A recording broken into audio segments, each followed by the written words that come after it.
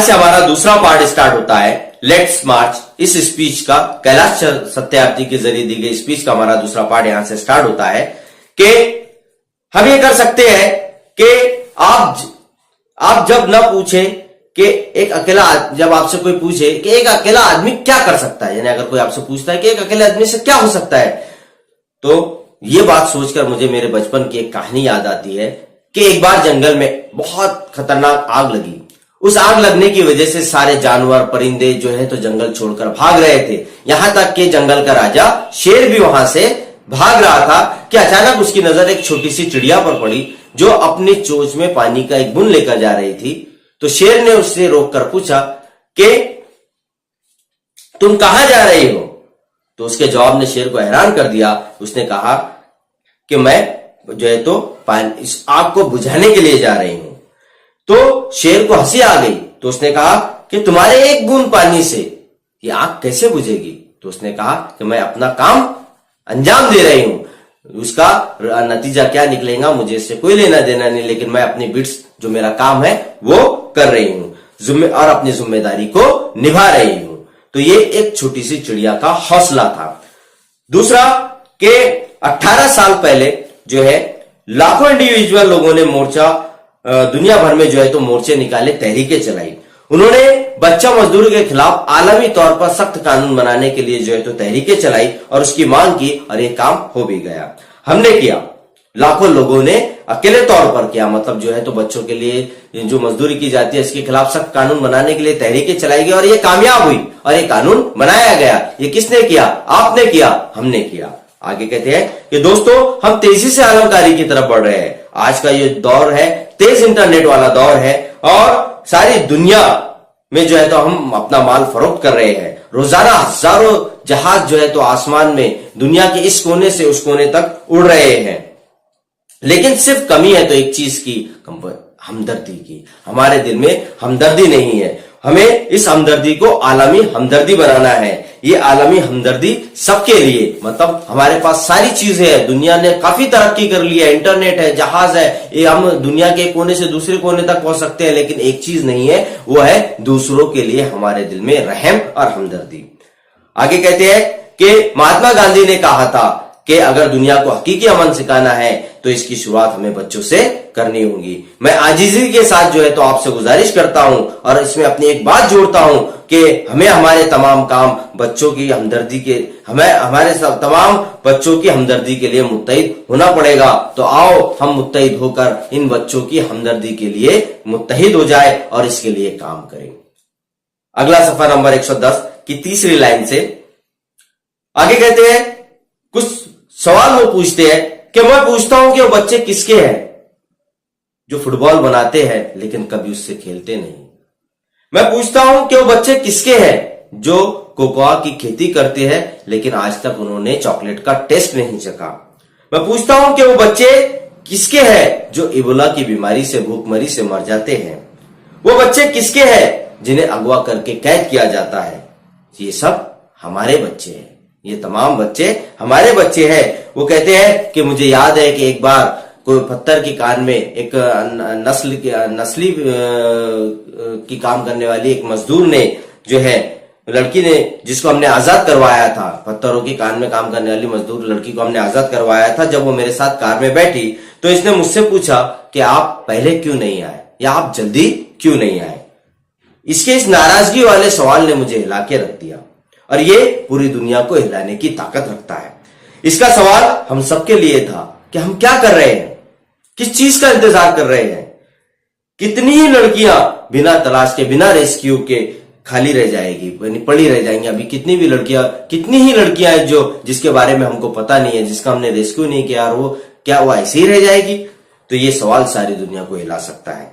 बच्चे हमारी काहिली, हमारे इनएक्शन के बारे में सवाल पूछ रहे हैं कि हम क्यों खामोश बैठे हैं, और वो हमारे एक्शन, हमारे अमल को देख रहे हैं कि हम क्या कर रहे हैं। इसलिए जो है तो हमें इसके लिए काम करना है। हमें जो है तो अर्जेंसी में इसके लिए काम करना है। इस तरह की लड़कियों को या बच्चों को, बाल मजदूरों को तलाश करना है। हर मिनट, हर एक बच्चे का, हर एक बचपन का ये मामला है। मैं हमारे बच्चों के बेहरकत और मायूसी को चैलेंज करता हूं। मैं समाज की मायूसी और खामोशी को चैलेंज करता हूं। जो अलहदगी का समाज है। मतलब ये कह रहा है कि ये हर एक बचपन का मामला है, हर एक मिनट का मामला है, हमें इसके बारे में गौर फिक्र करना होगा। आगे कहते हैं कि मैं आवाज देता हूं तमाम सरकारी, गैर सरकारी और एनजीओस को, कारोबारी, समाजी लीडर्स और खिदमतगारों को, टीचर्स को और एनजीओस को, कि हमसे हर एक को कम से कम हमारे समाज से गुलामी, अगवा, बच्चों की शादी, मजदूरी, जिस्मानी दहशतगर्दी, इलिटरेसी जैसी तमाम बुराइयों को रोकने के लिए काम करना है, क्योंकि इससे हमारे समाज, इसके लिए हमारे समाज में कोई जगह नहीं है। तो वे आवाज दे रहे हैं जो है तमाम लोगों को, तमाम दुनिया के सरकारी, गैर सरकारी जो है तो टीचर्स को, लीडरों को, कि वो आए और इन बच्चों को होने वाले इस्तेसाल से रोकने के लिए जो है तो आगे कदम बढ़ाए। दोस्तों, हम ये कर सकते हैं कि सरकार को बच्चों के लिए चाइल्ड फ्रेंडली पॉलिसी बनानी चाहिए, नौजवानों की तालीम के लिए इन्वेस्ट करना चाहिए, हम इसके लिए काम कर सकते हैं। हमें जो है बिजनेस को इसके लिए बड़ी जिम्मेदारी निभानी चाहिए, तमाम एजेंसीज को मिलकर जो है तो इसका हल और ताउन देना चाहिए। हमारे समाज के आपसी मसाइल को, सोच को किनारे रखकर हमें जो है तो बच्चों के साथ मिलकर खड़े होना चाहिए। मतलब हमें हमारी परेशानियों को हम जो है तो एक तरफ रख के इन बच्चों के बारे में सोचना चाहिए और इसे अपनी जिम्मेदारी समझकर इसे इन मुश्किलात का हल तलाश करने की कोशिश करना चाहिए। सफा नंबर 111 की लाइन नंबर 8 से हमें बोल्ड होना चाहिए, हमारे मकसद को पूरा करने और वादों को निभाने के चाहत हम में होनी चाहिए। वो कहते हैं कि 50 साल पहले मेरे स्कूल का पहला दिन था। अपने बचपन का एक वाक्य सुनाते हैं। 50 साल पहले जब उनका स्कूल का पहला दिन था तो एक जूता बनाने वाला लड़का जो है मेरे स्कूल के दरवाजे के बाहर बैठा हुआ काम कर रहा था। वो मेरे स्कूल के गेट के बाहर बैठा था। मैंने अपने स्कूल के टीचर से पूछा कि वो बाहर क्यों बैठा है, वो हमारे साथ अंदर क्यों नहीं है।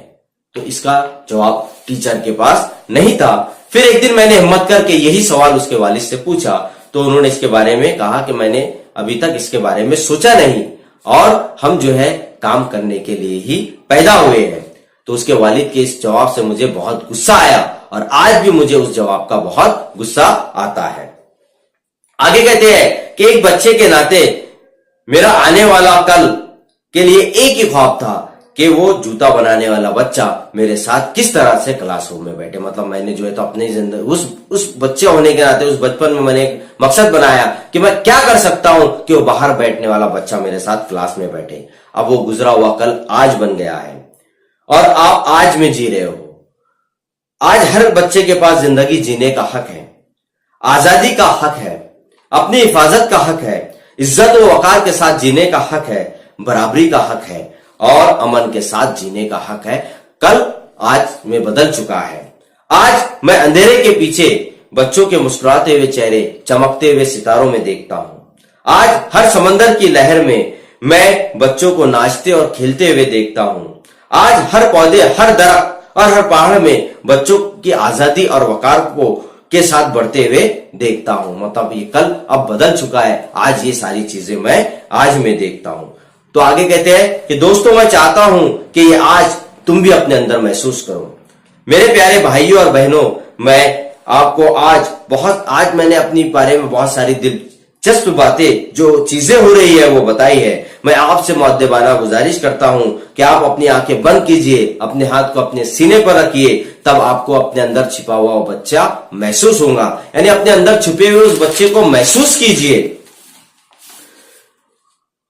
यहां सफा नंबर 112 स्टार्ट होता है। मुझे यकीन है कि आप ये कर सकते हैं। आप उस बच्चे को सुने। आज मैं देख रहा हूं कि हजारों महात्मा गांधी, नेल्सन मंडेला और मार्टिन लूथर किंग हमें आवाज दे रहे हैं, क्योंकि महात्मा गांधी, नेल्सन मंडेला और मार्टिन लूथर किंग ने जो है फ्रीडम और लिबर्टी के लिए जो है काम किया है, तहरीकें चलाई है और ये जो है सारी दुनिया में इसकी एक मिसाल है। तो ये आज हमको आवाज दे रहे हैं। वो आवाज दे रहे हैं कि चलो आजाद तालीम, आलमी इंसाफ और आलमी हमदर्दी को आम करे। ये इसके लिए जो है तो हमें आवाजें दे रहे हैं। आगे कहते हैं कि मैं इस कमरे से तुम्हें और दुनिया के तमाम लोगों को आवाज देना चाहता हूं। मैं आवाज दे रहा हूं इस्तेसाल के खिलाफ। मैं आवाज दे रहा हूं कि इस्तेसाल के खिलाफ तहरीक चलाए, लेट्स मार्च, चलाकर तालीम को आम करे। मैं आवाज दे रहा हूं कि गरीबों को खत्म करने के लिए और खुशहाली के लिए तहरीक चलाए, लेट्स मार्च। गुलामी से आजादी के लिए तहरीक चलाए, तशद्दुद से अमन के लिए तहरीक चलाए।